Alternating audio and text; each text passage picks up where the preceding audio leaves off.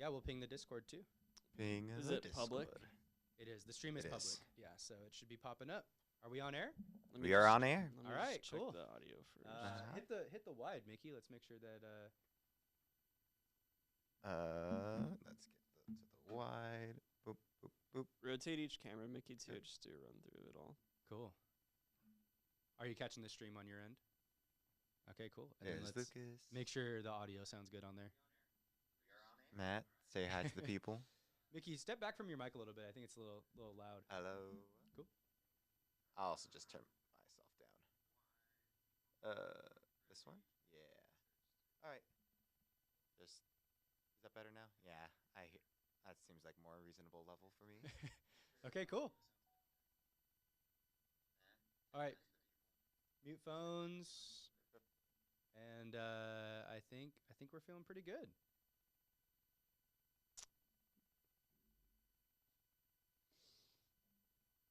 Phone has been silenced. Okay. And I guess I'll just go ahead and bring up. Fucking tired.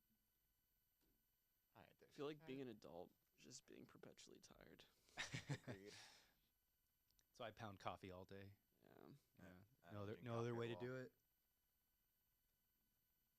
Okay, and then hit record onto the local drive as well. All right, and we are recording now. Okay, cool. We'll clap in, all right? So we'll clap just so we got it for the post production. All right. And it's all recording, Mickey, each individual audio stream, too. It is. Yep. Cool. All right. 3, 2, 1. All right, great. Everybody. Okay, so we are live in studio once again, live streaming our episodes. With guest producer Hot Mickey. Hot Mickey guest producing. Mickey, you want to say hi to the fans? Hot Mickey. Hello, fans. It's Hot Mickey here. Now, some of you know we've been using guest producer. Wait, no, I'm messing this up already. Producer Sam. Producer Sam was unavailable today, so we have enlisted the awesome help of Hot Mickey, who everybody should know from our Discord. Super fan of the show, friend of the pod. I've known Mickey for, geez, it feels like, how many years now, Mickey? Hot Mickey? Oh, gosh, since like 2014, I think. 2014, that's a while. 2014. It's Yeah. been a while. Yeah, Hot Mickey's been with us for a long time. He's actually one of the best Project M Super Smash Brothers players in the world. That's literally not an exaggeration. Yeah, it's quite literally I was fact. ranked 30th in the 2019 ranking. Yeah, yeah. So Hot Mickey is pretty hot, everybody. Hot Mickey is pretty hot. So he'll just be on in the background, making sure we look good, making sure Hot Matt is Hot Matt. Oh, Hot Lucas, Hot I Lucas. don't got to do a lot of effort for that one. Yeah. Thanks, baby. And we're here in studio again. It's pretty exciting. Talk into your mic, Lucas. Yeah. You can hear it, right, Mickey? Yeah, I can hear you guys. Okay. Cool. Hot Mickey. Hot Mickey. All right. All right, want to get into it? Let's get into it.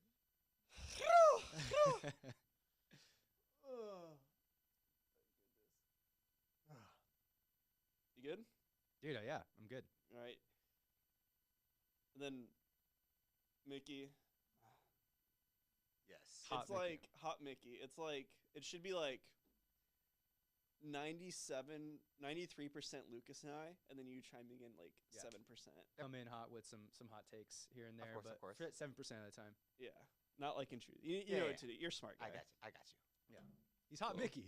Huh? He's Hot Mickey? He's Hot Mickey. Yeah. All right. Cool. All right. Kick us off. Hey, everyone. It's Matt. And this is Lucas, And this is Thanks for Playing. the podcast where we break down the most iconic video games the world has to offer. Oh! Scotty! The energy's back.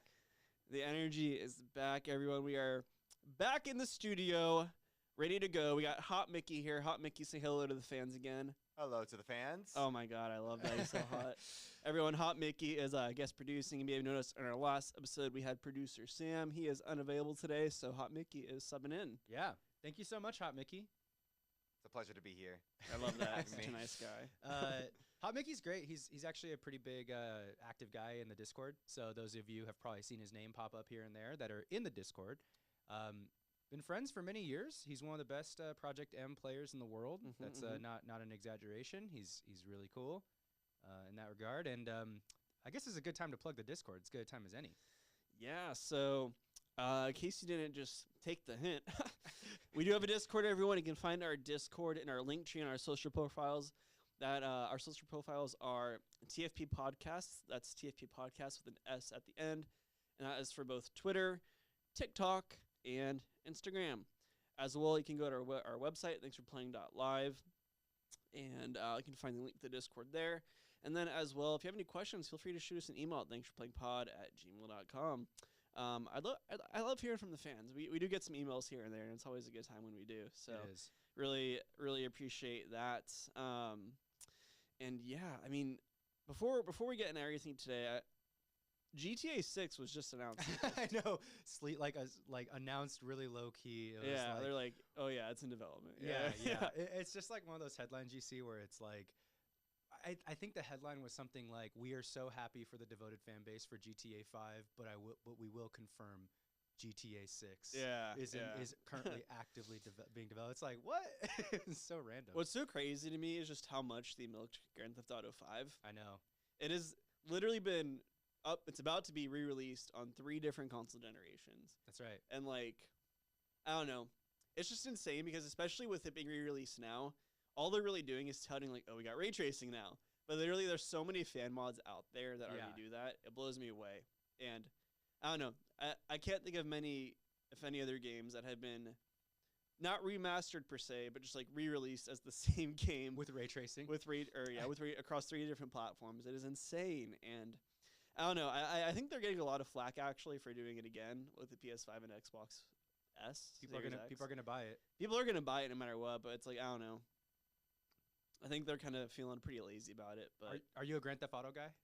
I played Grand Theft Auto 5 when it came out on the 360. Fun story, actually. The first night I got it, I didn't even play it. My dog just like got a hold of the case and just like chewed through it and chewed the disc. That's pretty awful. I know. It's not a great story. So I had to go buy a brand new one. It's pretty upsetting. Wow. Shout out to my dog, Sirius, son of a bitch. That's a good dog name.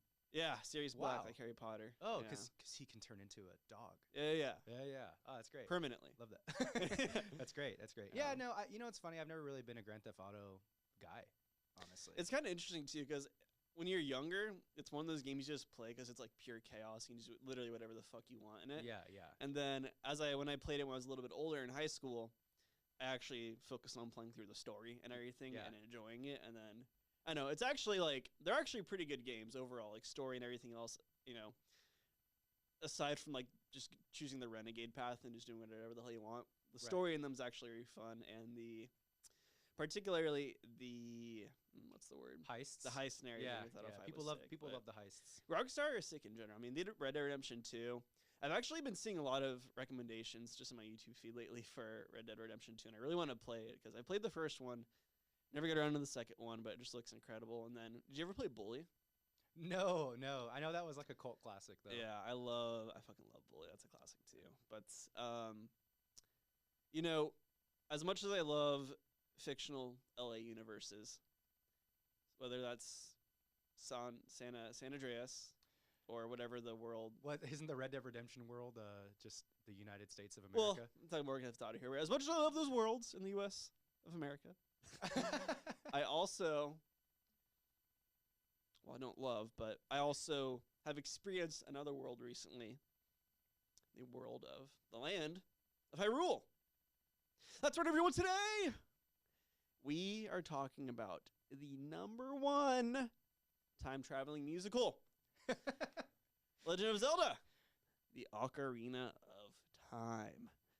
Dun, dun, dun. That's right. The 1998 Nintendo 3D adventure game, Ocarina of Time. Yes. 10 out of 10 from IGN, their first ever perfect game. 10 out of 10 on Electronic Gaming Monthly. 9.5 on Nintendo Power, ironically enough. It's pretty hilarious. Yeah. 99 on Metacritic. I believe the highest rated Metacritic game, if not number 2. I think Undertale might be number 1 these days. 99 on Metacritic. Yeah. This game, people, you know what? We wouldn't be a video game podcast if we didn't do this video game. I know. At some point. I'm going to be honest. I was not looking forward to doing this game for, I think, reasons that have been kind of historically documented Mm-hmm. one time on the podcast for being kind of a stickler for older games. But I don't know. We'll get into it more. But before we really dive in anymore into like the context of the game, kind of the reception it got, I want to give a brief explanation for the good people in case anyone's not too familiar with The Legend of Zelda Ocarina of Time. We'll give you a quick little explanation here, quick little synopsis. As always, this is relatively spoiler-free, but as always, it's Legend of Zelda, so you probably know how it goes. Yeah, pretty obvious. So, spurred by his apparent destiny, Link begins a journey to defeat the evil Sorcerer King, Ganondorf, and to stop him from collecting the Triforce, a relic that would give him godlike powers.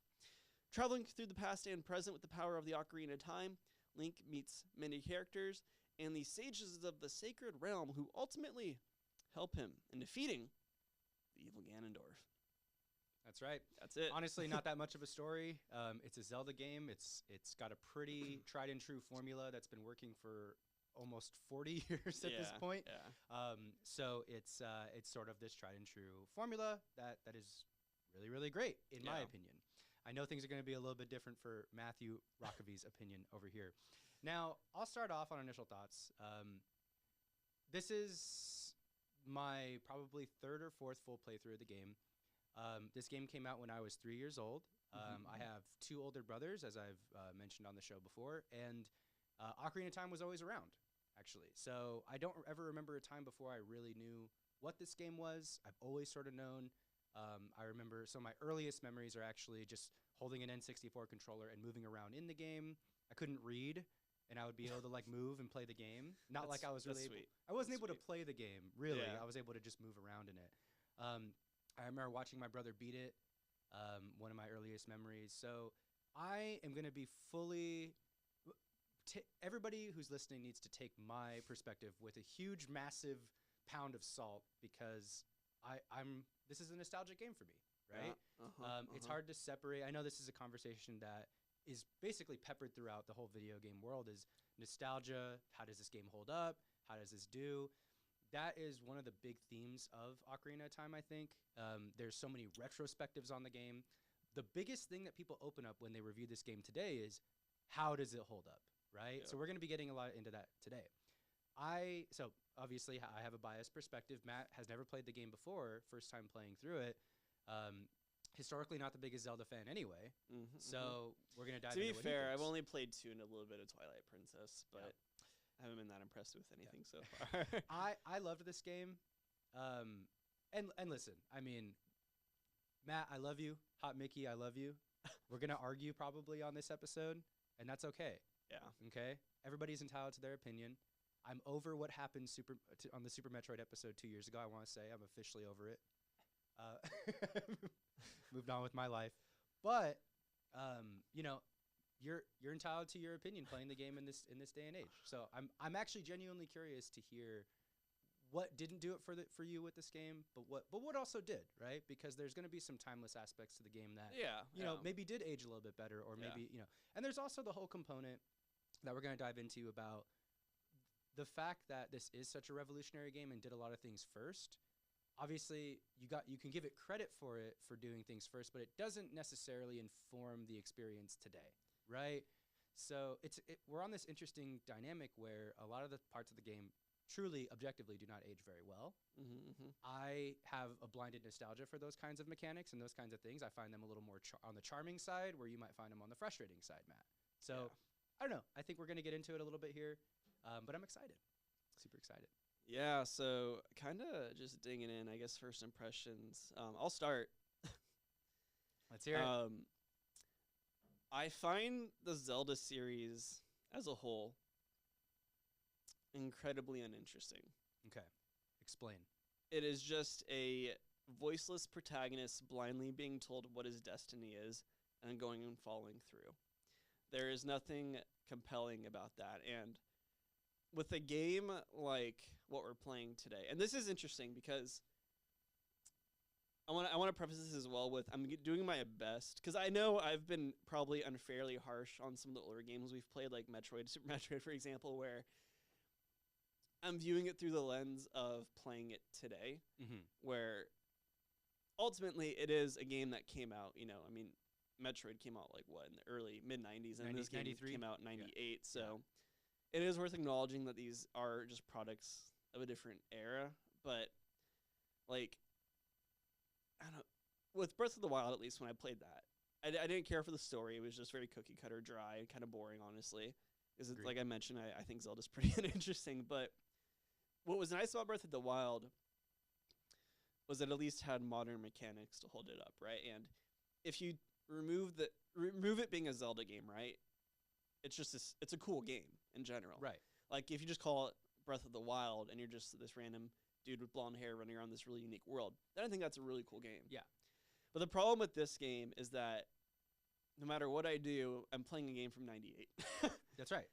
And moreover, I'm playing a game from '98 on a really shitty Nintendo Switch emulator. We played on the Switch emulation, Yeah. which a lot of people have been touting as being one of the worst emulations of the game. Awful. Period. Yeah. So it's unfortunate. It was the most successful way for us to play it, which is unfortunate as well. And yeah, I mean, everything I read online was just like, yeah, the Switch port is not good. Yeah. And to be fair, normally I'm pretty forgiving of that stuff. If a game is bad on it, if I played, you know, whatever game on an emulator on my computer and the controls felt janky or whatever, fair enough, I'm playing on an emulator. It's not naturally meant to play like this, right? But this is like an official Nintendo release. There's emulator. no defending it. There's no defending it. Yeah. And just like when I first jump in, all I can think is, oh my God, this feels so fucking awful. The targeting is incredibly bad. The movement just feels bad. I don't know. I just its aged showed immediately, and it's really interesting the disparity with emulations. I think because I was actually curious, and I checked out some of the IGN review from the 3DS remaster, remake, whatever you want to call it. That's one of the better ones. Yeah. Yeah, and they just talk about the breakthrough target lock-on system makes the combat so fast and fun. And then I heard that, and that is just like completely opposite to my experience with this game, where on the Switch, the lock-on system is, for me at least in my experience playing this, one of the most frustrating parts of this game as a whole. It is really bad, because for those of you that have never played the Switch port, the lock-on system is a toggle rather than a hold. So it's like when you want to untarget from a unit, you have to click the targeting button again, which makes you target another unit usually in the same vicinity. So sometimes you get stuck in a lock-on situation, which is really dumb. I cannot believe that passed any sort of QA. They actually did do a hotfix like halfway through me playing this game on the Switch. So there is if you update your N64 like Switch online thing, it is slightly updated. It's slightly better. Oh, really? So See, that's funny. I intentionally didn't update it because you were saying how like you didn't have enough space. I didn't worry about having enough space on my Switch. It's not a solution. It's indefensible, really. I mean, they say the speedrunners all use the Wii version, the Wii emulation version, which apparently is the best one. I mean, some things the emulation is not gonna solve for you, right? Like, I think the movement in the game is maybe not as smooth as a lot of modern games, right? The camera itself, you can't control the camera for those of you that have never played the game. You can only move the camera to where your character are facing. So, and that's very different. That's very, very, very different from modern games where you can always have 100% control of the camera. So that right there, even me, who's played this game a million times, like struggled to adjust at the beginning, like because I kept wanting to move the camera and I kept accidentally shooting out like a Deku nut or something. Well, and beyond that as well too. I mean, even when you're just trying to say, use the slingshot or use the hook shot. I mean, the whole time I'm playing this game, I felt like I was literally fighting against Link to just keep him on course and to keep him going in a straight line. There'd be so many moments where I would pause the game and then unpause it, and Link just starts walking off randomly. And to be clear, like, it's not my Switch. I checked it on, I played a little bit of Hades really quickly in between. My Switch controller, the Joy-Cons are fine. There's no issue with those. It's not broken. I don't know if it's just like an incredibly bad latency issue or just something in the coding of the emulator or whatever it is. But, I'll be like, say, on a ledge where if you fall, you restart a dungeon from the beginning. And then Link just chooses to walk off. Well, the emulation's trash. It's just- Fortunately, it just we have is. save states. Which, Yeah. To be fair, is That is- good. I didn't use any save state. Well, the Switch you can just put to sleep. So like Yeah. I usually didn't use any save states to go back because I knew like every twist or like I never got caught and sent back to the beginning of the dungeon from like any of the crawly guys or anything. But the emulation just wasn't great. For those of you that want to play the game, definitely don't try it on the Switch port. I'd recommend the Wii version. It's just gonna play a lot better. So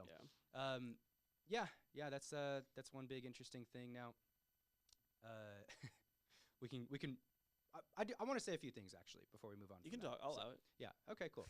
So to me, I fully in agreement with what you said about like it's a silent protagonist and a boring story. Blah blah blah. Well, it's the same thing in every Zelda game for the most Yes, part, yes. which I don't like. But because something to its defense, I would say that one a silent. Are you upset that there's a silent protagonist at all?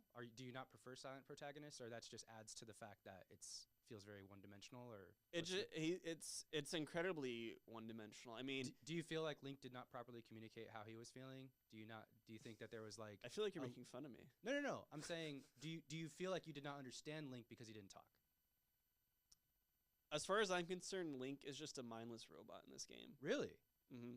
I thought he actually showed some emotional beats. He shows a little bit of emotion, like when he's talking to a Goron, sure, when he's scared of them or whatever, like a little facial animation if you want to give it that. But fear. he's just like- a mindless guy running around, as far as I'm concerned, just being like, "Oh yeah, I guess I'm gonna go save the world now." But you- like, But okay, I get what you're saying. I mean, virtually every character in a video game does that though.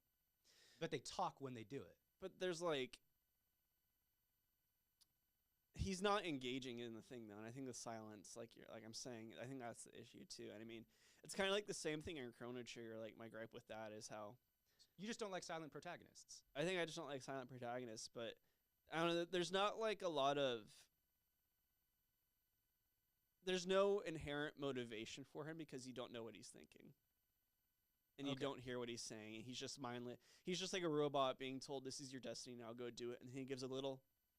Okay, yeah, Right. yeah. But like one could argue that every video game main character does that except they say okay. They don't resist. I disagree. Like, take a game like Oxenfree, where these characters are actually thrown into an experience, and they clearly have motivations to get out of it and get through it. Whereas Right. Link is just thrown in there, and he has no motivation other than being he's told that this is what he has to do, all based on Zelda's fucking hunch that the guy that's clearly evil is probably evil. Right. So okay, you most likely you just don't like silent. If Link had said, "I don't know about this," and then did it, would that have made it better? I mean, like on a theoretical level, like did you just want Link to show resistance to the destiny he was supposed to fulfill and then do it? Provide some commentary on it at least. Like, Okay. at least give his thoughts on it. I don't know. Silent protagonists are ass. Okay, that's And- your problem. That's the problem then. But I mean, I still. I'm trying to think how to articulate this with another game.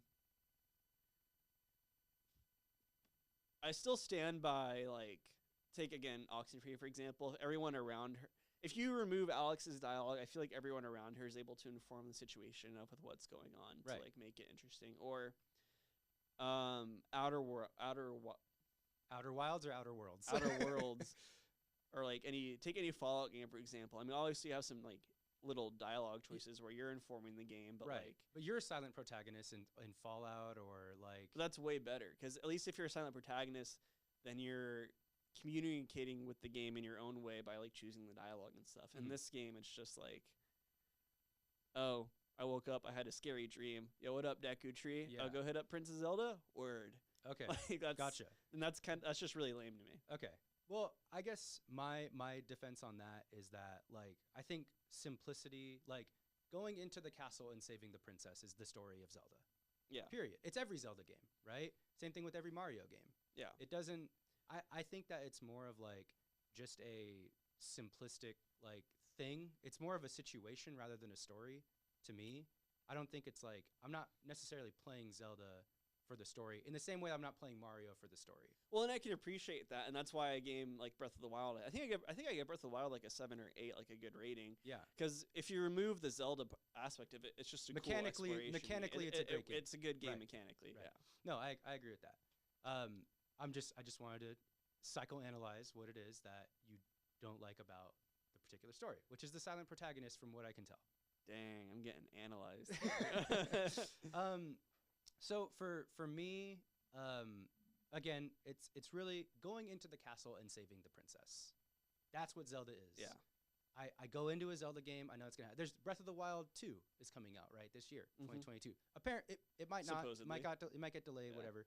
But I've never gone into a Zelda game thinking that I'm gonna do something other than that, right? And like I guess maybe Majora's Mask is the only Zelda game that doesn't do that for my Zelda heads out there, but that's to me the formula of it, right? Yeah.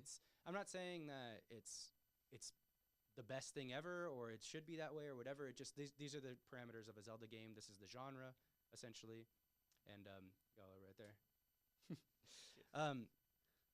Yeah, that's my defense on it. I will bring up a quote here that's pretty interesting. So, this is something that I wanted to get into as well before we jump into the other categories.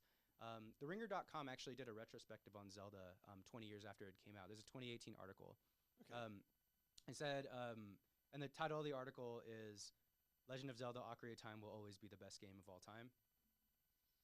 I know you. Yeah, I knew you'd wince when you said that. I mean, it's an opinion piece article, so I will. I'm more open to accepting Super Metroid being the best game of all time before I accept this game as being the best game of all time. Well, the Or argument Chrono is that, Trigger. So here's a quote from the article.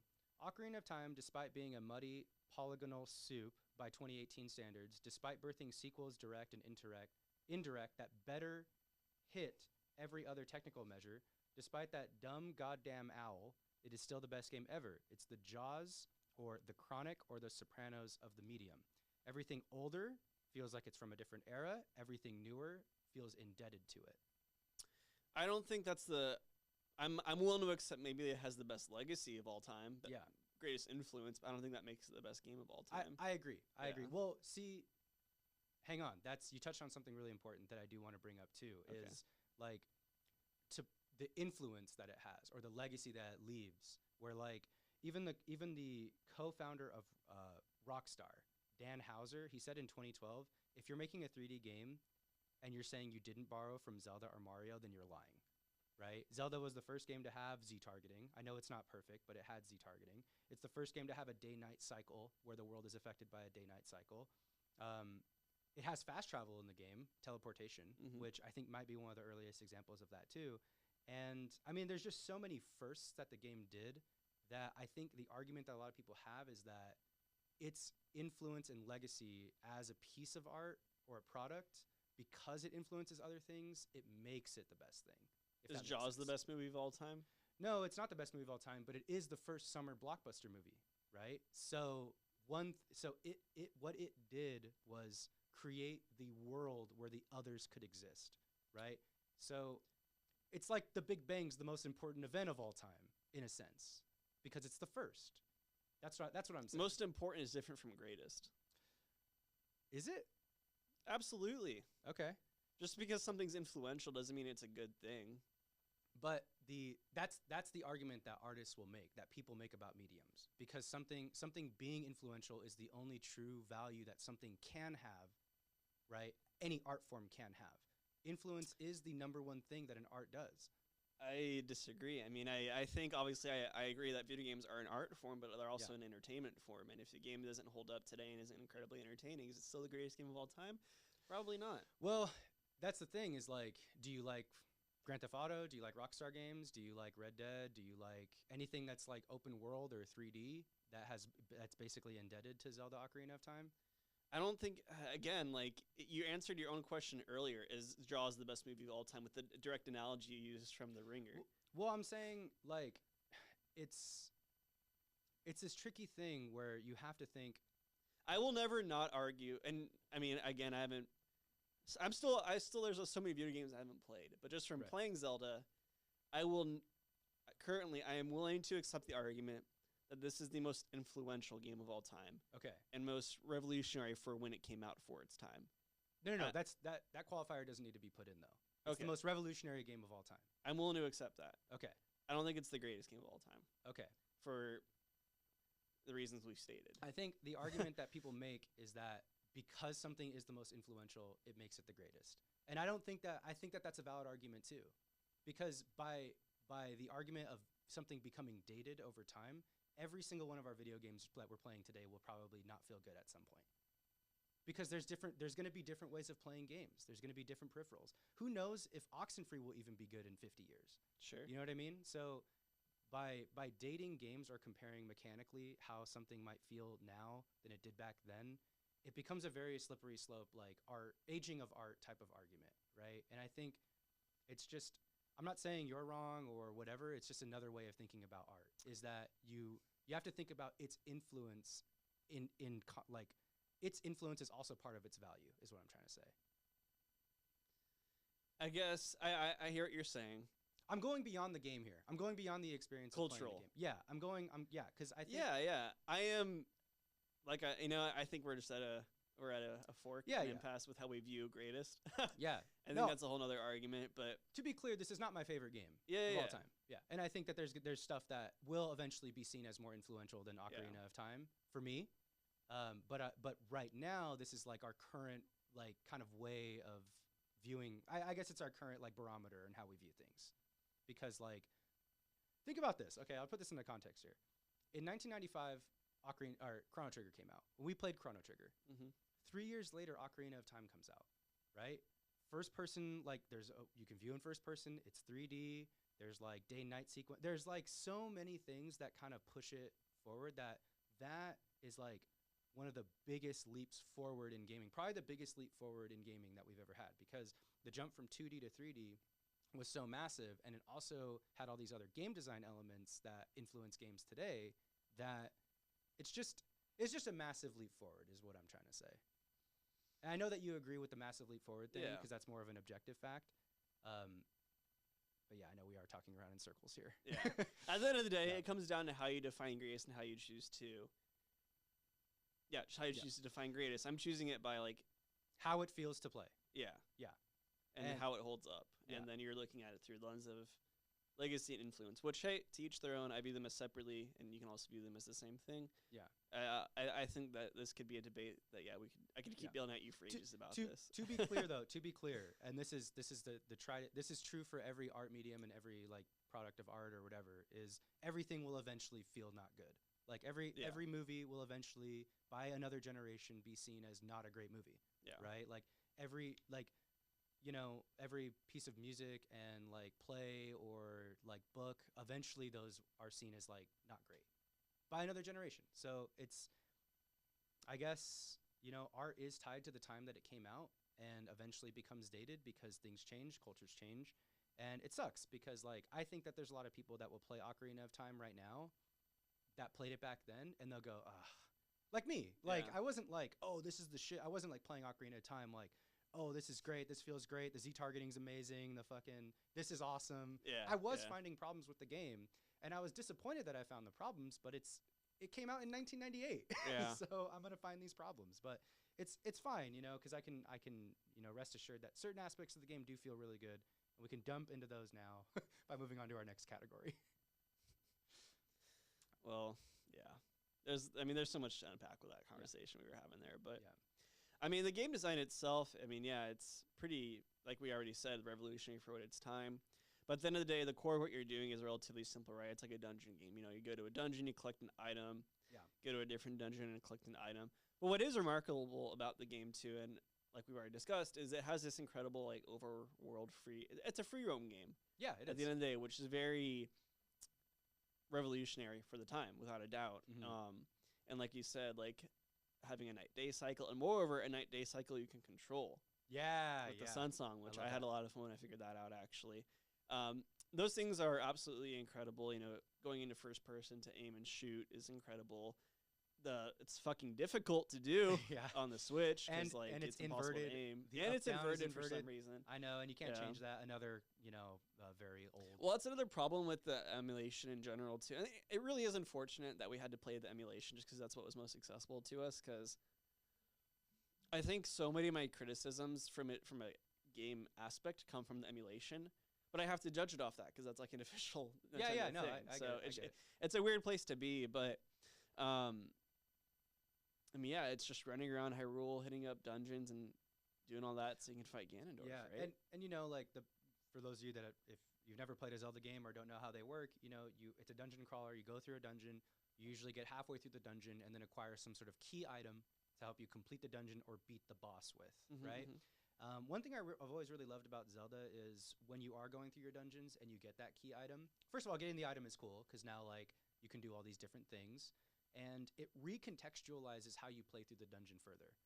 Usually the dungeons are like a wide loop where the beginning of the dungeon is very close to the end of the dungeon, and usually like the dungeon design is such that you play through the whole dungeon in order to unlock a door that will be close to the boss. So Yeah. when you enter the dungeon again, or you start from the beginning, you're very close to the boss room, which I think is really cool.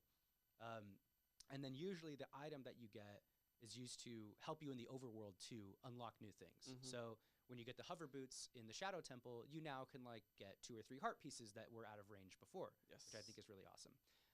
So you acquire these new items, you get extra hearts, and you like do find some new moves here and there and unlock some new special moves and stuff. Well, yeah, like what's that. great about that, like you're saying, is the new items encourage you to continue to explore the overworld as a whole. Yeah. Because, I mean, if it's just, you use them in this instance in a dungeon, all right, that's kind of, Yeah. cool, I guess, in this moment. But it's like, I have a hook shot now. I can hook to this. Yeah. And honestly, I have a note. Shout out to the hook shot. It's the best like item in the it's game. like the OG grappling hook. Yeah. And I mean, you see grappling hooks everywhere Yeah. now. That is the most common. I mean, fucking Halo has a grappling hook. I Apex know. Legends has a character that literally that's their thing is grappling hooks. Yeah. Titanfall, all these games. Titanfall's sick, by the way. Go listen to our Titanfall 2 episode. God, that was like one of our first episodes we did. That's crazy. I think that was episode 2 or 3. Episode 2 or 3. Yeah, wild. But yeah, I mean the way the game builds on itself is really good, and I mean I think you see that a lot in games today as well, which is Mhm. cool. But I mean, I don't know. So much of the game just feels so unplayable sometimes to me, just because of how bad like the targeting is, or again, like I mentioned already, I feel like I'm literally just fighting against Link the whole time to like go in a certain direction or like not run off a ledge. And there are some moments too. There's one particular boss fight. I think it's Jabu Jabu, the belly thing. Yeah, Inside Lord. I remember I Jabu Jabu texted is you about this. I was like, bro, I'm losing my shit. Yeah, Like, that was a cool dungeon concept. the 'cause it- dungeon yeah. itself is cool. It kind of reminds me of Kingdom Hearts when you're inside the whale. the big whale, the whale that ate Pinocchio. Hot Mickey, what's the whale? Who's the whale that ate Pinocchio? I do not know this answer.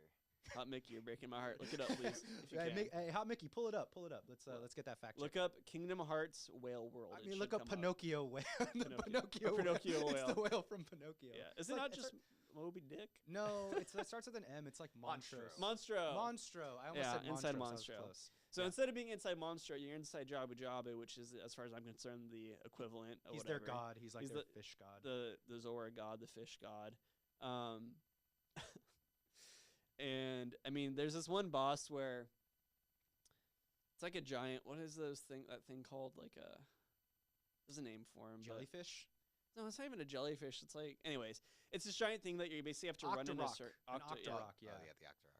It is a giant thing that you have to run in a circle and get behind while it's chasing you, and then like hit it with your boomerang to stun it, and then strike it.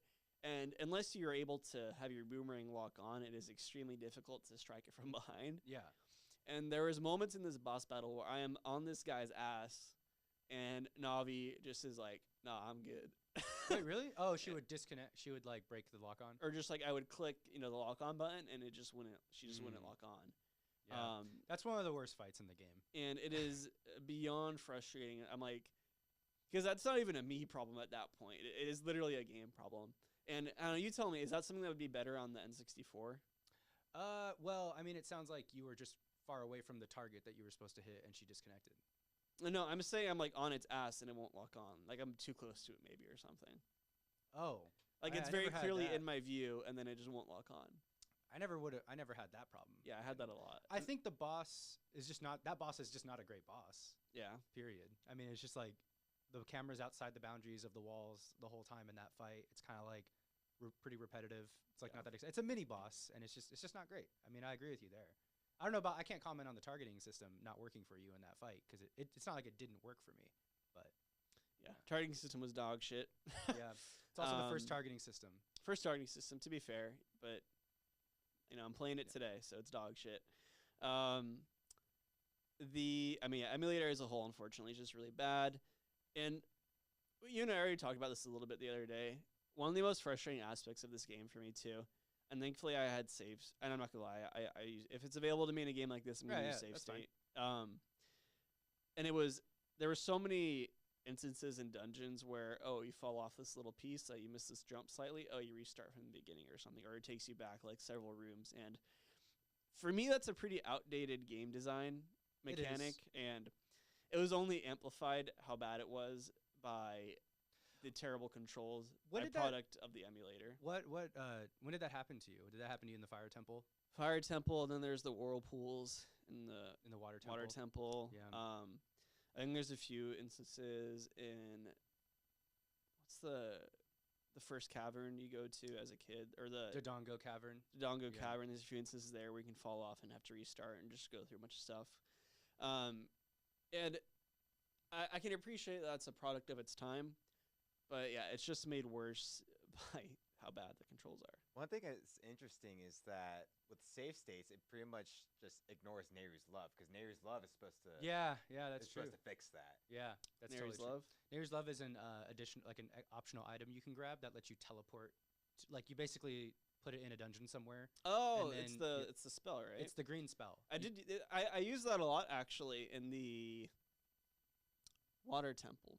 Oh, okay. Because there's so many instances where you had to go back to the original room. Yeah. And it was a lot faster than just traversing. So, thanks, Hot Mickey. Great point. Yeah. Great point. So I'll touch on a few things about game design that I also really like. So I think I know. Yeah, I don't know how you're gonna respond to this, but the fighting I think is actually really cool. There's actually a quote from the designer of the fighting system, Yoshiaki Koizumi. I don't know if I'm probably butchering that last name. So the inspiration for the Zelda fighting style for this game actually came from sword fighting battles that were like in Japanese theater at the time. And if you watch like old Japanese films or kung fu movies, the way the fights are choreographed are very similar to the way Zelda fights end up being choreographed, where there's a trick where you're fighting multiple enemies at once, but they're not all attacking you at once. They actually attack you one at a time. In the same way, like when Bruce Lee was fighting 50 guys, he like one would jump at him, he would beat him up. The next guy would jump at him and beat him up. But like all these enemies are like revolving around Bruce Lee when he's doing it. Yeah. You know what I'm talking about? Those old those old movies. And they're all taking turns to go. And they all take turns, yeah. And that's like every anime too. Yeah, every anime does that too. It's like just jumping, guys. I think what's cool is that it's not unintentional that's how the Zelda fighting style works too. Where like you're fighting multiple enemies, but they're not all attacking you all at the same time. Which to me, I get really annoyed when video games do that. When like you get hit and you're in hit stun, and then you get hit again and hit stun. Like Zelda, you don't suffer from any of that kind of stuff. It's Kingdom just Hearts is kind of guilty of that sometimes. Yeah, I would. God, or when you're healing and then you get hit when you're like in the middle of a healing animation. That was always annoying. But I think they pulled off a really cool combat trick where when you are fighting, it's like literally you target and the black bars come up on the bottom left and the bottom right, because this game came out when TVs were CRTs, so there was no widescreen.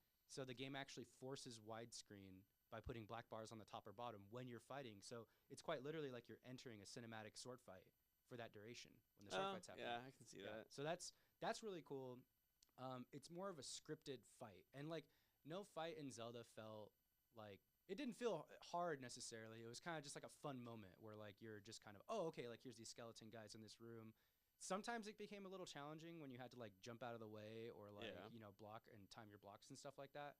But there wasn't any like crazy parry system. There wasn't like any sort of like, there wasn't any additional systems on it besides like jump hit, like jump block hit kind of thing. I mean, it was pretty like flowcharty. Yeah, exactly. And I think I don't see that as a bad thing. I actually feel like that's pretty fun to me. I understand that games have like really gone different ways. Even the Zelda games themselves have all these different elements kind of on top of that classic fighting like flowchart. For instance, like you can super dodge. You can dodge in slow-mo in Breath of the Wild. You can parry in other Zelda games too. You can shield. Hot Mickey, what's it called when you shield parry? Is it just called shield parry? I think it's just called shield parry. All right, thank you. Any technique term for this. Okay, great. Deflect. Yeah, I like that part about the game, and also, well, I was just gonna jump into what this game did first, as far as game design. I mean, it did a lot of things first. Before we get into that, my last big complaint is and you and I actually already argued about this off screen or a while ago, but the text scroll's so damn slow. And I know you said that's UI design, but I don't know how you argue that UI design isn't a part of game design. I mean, yeah, the text is slow. I don't know. You wouldn't. It is not game. I mean, it's quite literally not game design. I disagree. I think it is. Take, for UX, example, a game like... HUD, heads-up display, is game design? I think that's more than... UI is like literally the interface. What are you interacting with, right? Take something like Teamfight Tactics. How do you interact with each individual unit? How do you move them around? Game design. I mean, game design in Teamfight Tactics is like, how does this system interact with another system? I'd Like say positioning and stuff. Like, that's UI. no, positioning would be game design in Teamfight Tactics. Game design is like, how does this system interact with this system? And like, how does this particular item, consumable, character, unit affect this character and unit? It's not, I mean, UX, UI, like heads-up display, that's different. It's like saying like, oh, I didn't like the way the ammo display looked in Call of Duty Modern Warfare 2. That's not game design. That's just HUD. I disagree. I feel Okay, like that's I fine. feel like the HUD is integrated. Right, everyone, write in. Let us write know. in. Hit it Is on the HUD Discord. I'm really heads-up curious. display game design, I guess. In my mind, because if you're interacting with it, in this case, which you're interacting with the text, like that's part of game design. And Okay. All right. Well, I guess we'll hear. Few things that the game did first, which I think is pretty interesting. I talked on a few of them earlier. Z targeting or single target, although not perfect, it was the first game to do it, which is something. The day-night cycles, first game to do that as well. An action button or an everything button. I think this is pretty interesting. So I read this in an article. It was a retrospective article on the things that Zelda Head did first. So a button that basically switches depending on what you're close to, what you're doing, how you're moving. There's an everything button in this game. We take that kind of button for granted these days. Like usually there's an everything button in every single adventure game where it's like, oh, it's the same button you use to open the door is the same button you use to like pick an object up. Which is the same button that you use to like, scroll through dialogue or something like that. And everything action button. Zelda is like the first, or if not the earliest example of just an everything button that was the action button, which is your main one. is there not? Did Chrono Trigger not do something like that? Well, there's just like a go up to and interact with it button, but like you can't pick up a button. You can't pick up an object in Chrono Trigger with the same button that you like talk to a character with. If that makes sense. So it's basically a universal action button is what I'm talking about. So there's that. A number of other things, obviously like the cinematic 3D bars that come up. That was pretty new, especially for a time when games did not have cinematic widescreen. They were all on CRTs, so that was pretty interesting there. There were, in Overworld, right? So Hyrule Field and a big Overworld. You can sequence break in Zelda. It's pretty hard to do, but you can do the dungeons out of order. Speedrunners do it out of order. Oh, so it's really? Cool. Yeah, you can. It's like you have to really glitch the game out though, and like really sequence break. Super Metroid has sequence breaking too, which is an earlier example, but Zelda's a lot more railroady in that regard. But a bit more linear. It's a lot more linear, but you technically could do it if you wanted to, which I think is pretty interesting. Any other things on game design? Not really. I think we kind of hit everything a little bit. Navi's annoying as fuck, and You think so? rarely gives any useful intel. Yeah, well, she does give intel on every like enemy in the game. If you're Z targeting an enemy and you prompt Navi, then she'll give you like a weak point. Fair enough. That's pretty fun. And she also gives names to every enemy. All the enemies have fun names. I mean her voice, the hey listen. Maybe we could throw that in post production, but yeah. But art style though, I mean, it's a weird one because the game's old as fuck. But that's why it's called art style, not technical art. I know, category. Which is why my note is old as fuck, obviously. But I think given the time this came out, like it's incredible for what it is, and just the expansive world and how it's all like existing in the same like render space is just incredible. Yeah. Yeah. I think it's great. I mean, I think that the individual, like the design of every dungeon is really cool, like really unique depending on the setting. You know, the spirit dungeon has a totally different art style than like, you know, the forest temple, you know. And I think that there's a lot to be said about the individual decisions made about every area. Like the desert has like a certain color palette to it that's very different from the Lost Woods. So I think that like every individual like piece of the world feels very different from every other piece of the world. And I think like art style and sound design really like get like marry really really well, because like what'll happen in the game is you'll go to the like Death Mountain. There's a fire temple on Death Mountain. You go there, you learn the song that teleports you to Death Mountain, and the song feels very like thematically close. It sounds and feels like it should be a volcano song, if that makes sense. Yeah. You know, it's like, or the for some reason the water temple song I really like. I forget the name of that one. Hot Mickey, you could probably find that one. That one feels very close to like, feels very like watery and flowy and blue. They marry the art and the music very well. Yeah, that's right. That's and right. I do enjoy the individual set designs as well, for sure. for what it is. And if it was like ever remade today, or rather not remastered, I think it'd look incredible for sure. You should look at the 3DS graphics. They look pretty good, honestly. They look a lot better. Like the 3DS actually looked really great. There are a couple parts actually where I would watch some of a 3DS guide just to like visualize what I needed to do, and I'm like, damn, It looks like, way it better. looks Yeah, brighter. The 3DS one actually looks incredible because like I watched like a streamer like emulate the 3DS one. I was like, wait, why didn't I? Because I had just played like the N64 emulated version, and I saw him playing this updated one. I'm like, this is way better. Yeah, It's- so it's- much better. God. It's the brighter. 3DS graphics look better than like PS2 graphics. It's like kind of funny. It's like That's a stretch. and no, then- totally. And then also the 100%. the 3DS one Look does at a couple different things. You're telling me Kingdom Hearts 2 does not? You're telling me 3DS Ocarina of Time looks better than Kingdom Hearts 2? I'd say there's 3DS games that look better than PS2 games. That yes, but Ocarina of Time. Sorry, I thought you meant like that game I'm saying the specifically. 3DS was a sneaky, powerful graphic. Yeah, okay. Sorry, I'll That's what agree I with meant to that. say, I yeah. misunderstood you. Yeah. Damn. I was like, bro, are you kidding me? Why are you trying to attack me right now? Because I thought you said something stupid.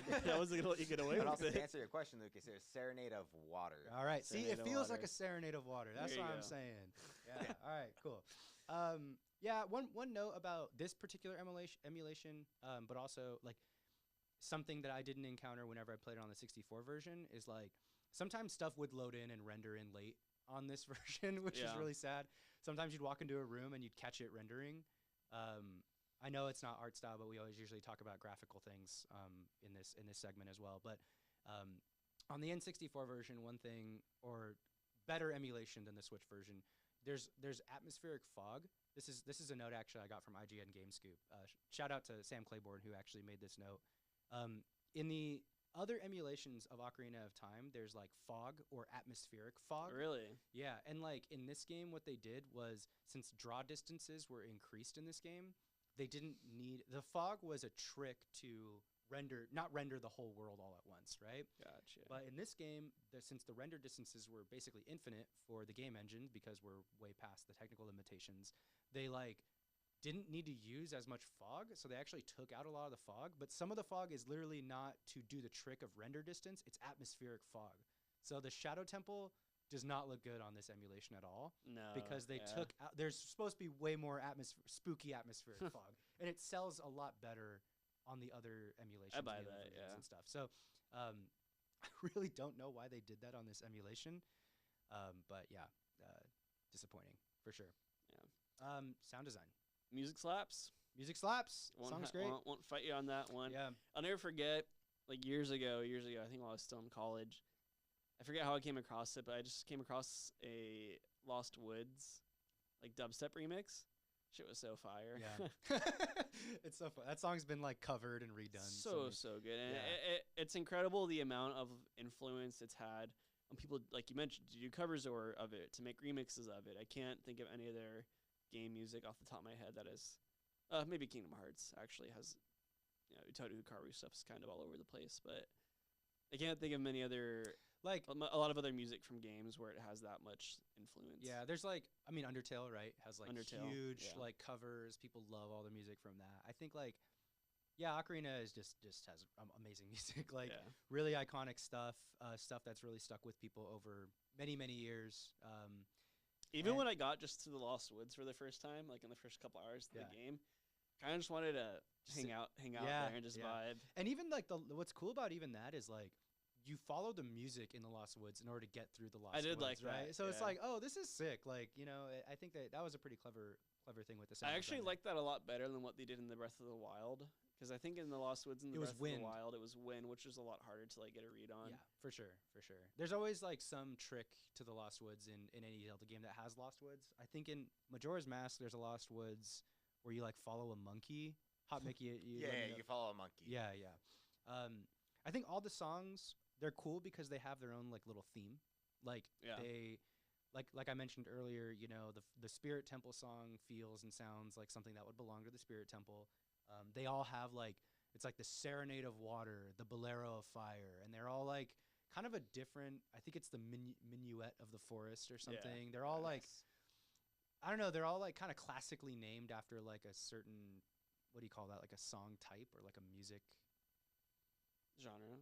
Well, like a bolero versus a serenade, right? Like I don't know what those are categorically Performance called. type. Yeah, I guess like song Style. performance type, style, whatever. They're all kind of named that way. That's pretty cool. What was your favorite song? Probably just Lost Woods. Saria's song. Yeah. Yeah, that's a pretty good song. I like the Song of Time a lot. Long time's good. The Song of Time is pretty cool. The Song of Time in this game is just used to move big blue blocks. It's not really like it's kind of just an arbitrary game key in the game design. I'm not really a big fan of it. But in Majora's Mask, the Song of Time actually sends you back in time. It's actually really cool.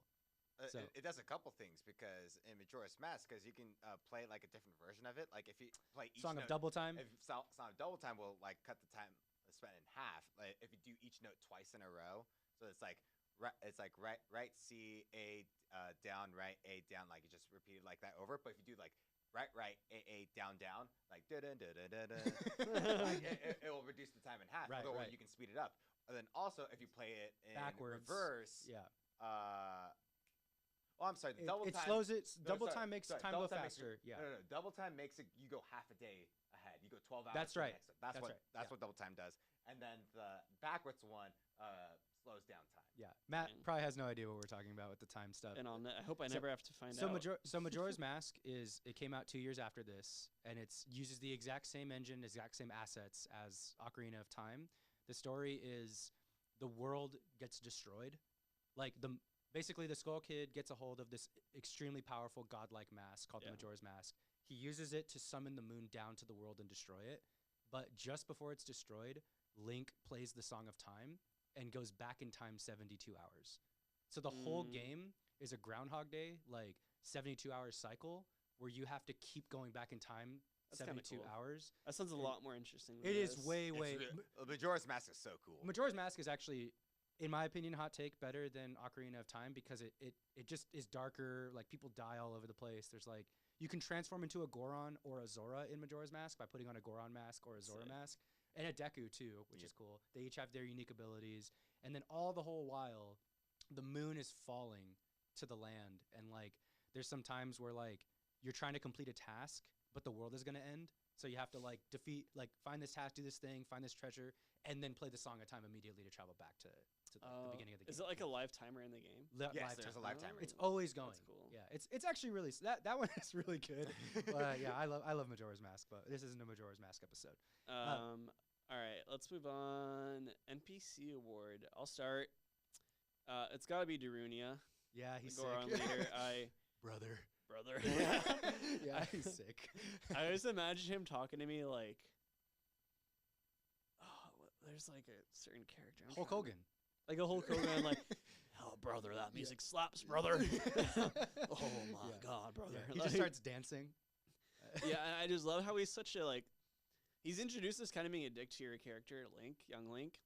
And the second you play the song, he's like, oh, my God, brother. that Yeah. music, oh, brother. I love like how he, as a sage, like when he unlocks his power and stuff, and like whenever he interfaces you, like dialogue wise, he's always calling you brother. Like, Yeah, he truly does view his brother. He named your son. He named his son Link. I know. I love that. Yeah. It's pretty cool. So, But, my NPC is probably going to be Saria, sage of the Forest Temple, your best friend. You know, BFF. what I really like about the sages is like each one of them represents some sort of like thematic archetype for you, right? Like Daruni is your brother, Saria is your best friend, Yeah. Princess Ruta is like Your lover. your fiance, yeah, your lover, even though she's not really Self-proclaimed. self-proclaimed lover. Like what's the other one? The spirit, the thief is like the spirit temple sage. She's like your thieving partner, kind of like an honor among thieves type of Yeah. thing. Impa, who's the sage of the Shadow Temple, is kind of like a mentor or like a guide because she's quite a bit older than you when you first meet her. Yeah. Yeah, I don't know. I think there's really cool things. And Saria's like your best friend. I Yeah. love that. Yeah, it's pretty sweet. That's nice. And like when you first see her again after all those years of being an adult, I think she makes like a comment too, like, "Oh, whoa! Like I always knew you were not one of us. Yeah. Like you were yeah. always meant to know." Because all the They don't age. they the don't age. Yeah, Kokirians. yeah, exactly. Um, Okay, companion piece pick. musical artist Caleptic. Okay, Yeah, I don't know who that is. I just found them on Spotify while I was playing this game actually. 'Cause I was like, oh, let me just find a Song of Storms remix, and then his was the first one that came up, or hers, I don't know. Theirs was the first one that came up, and it's spelled Caleptic, Kaleptic. So definitely go check them out, everyone. They have a lot of great stuff, great music, and even just their Song of Storms remix was great. But then a lot of the stuff they produced just sounds very like video gamey, Yeah. Okay. and I was really fucking with it. We'll put a link in the Discord for all the fans. Yeah. My companion piece pick is Citizen Kane. Matt's smiling at me right now. Okay, I actually have some logic here. Okay, both Citizen Kane. I and know Ocarina, exactly where you're going. They're with both this. 99s on Metacritic. They're both like top 2 of their medium of all time. But one could argue that they've aged poorly because they're both very very old for modern day audiences. And you know, I know we've been public on the pod about you not really being a big fan of Citizen Kane. So, you know, I invite other people to watch that movie or play Ocarina of Time and see how you feel about either one of these pieces of art. You know, maybe it doesn't age so well. There's plenty of movies that don't age well. And maybe for some people Citizen Kane just doesn't hit. You know? Dang. Yeah. You know, it's kind of funny. I almost brought up Citizen Kane earlier about how that movie's bad, in my opinion. But Yeah. Well, you know, I think like I will accept that argument. Like I would we definitely need to be there'd need to be a whole Citizen Kane episode for that, but I'm saying like to be fair, I'm I haven't not- watched Citizen Kane in like many years. probably 9 years or 8 years. Yeah. Yeah. But I can see a world where people don't view it as the greatest. I mean, people call it the greatest movie of all time.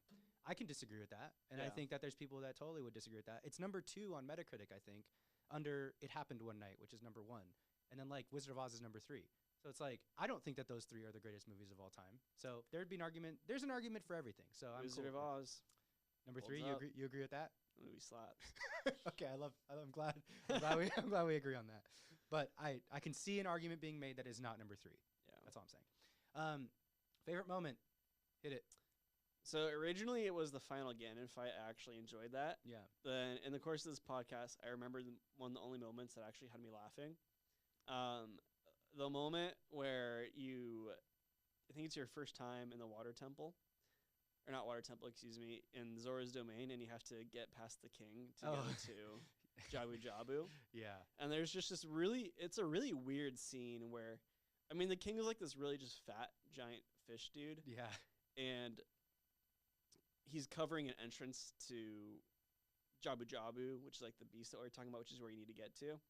And for whatever reason, the scene where he moves out of the way, I swear, it's like a 30-second scene of him slowly And he's like scooting, whoop, and it's like 30 seconds Yeah. of him just whoop, whoop, slowly going out of the way. And I almost feel like they must have known it was ridiculous what they were doing.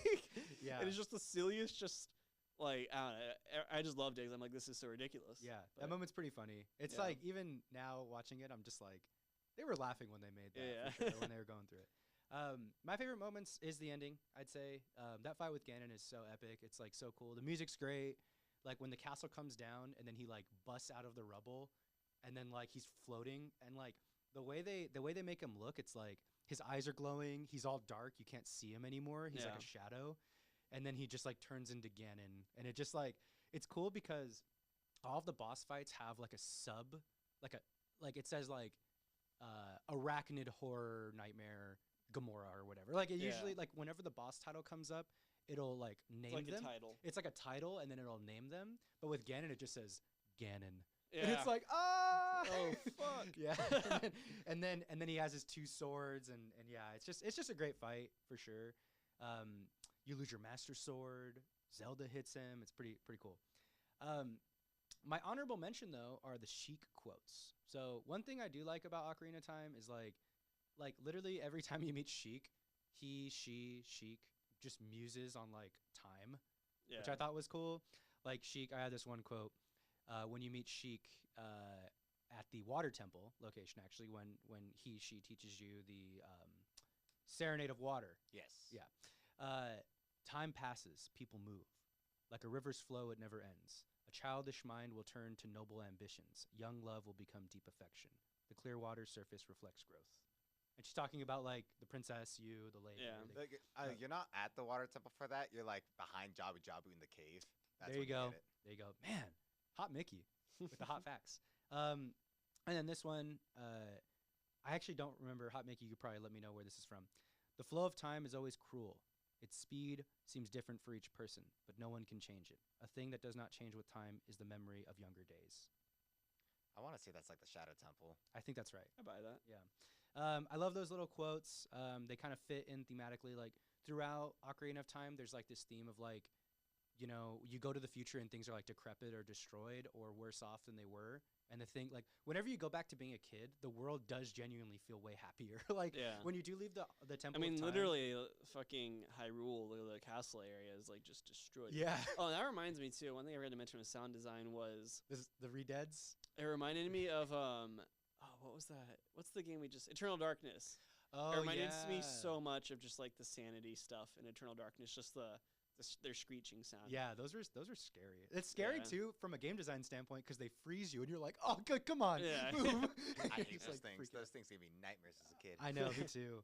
And like, I love how you'll go back to being a kid, and the world, like, you put the sword back in, you jump off, you hear the Temple of Time music, then you walk out to the market, and it's all happy and like joyous and bright and everything.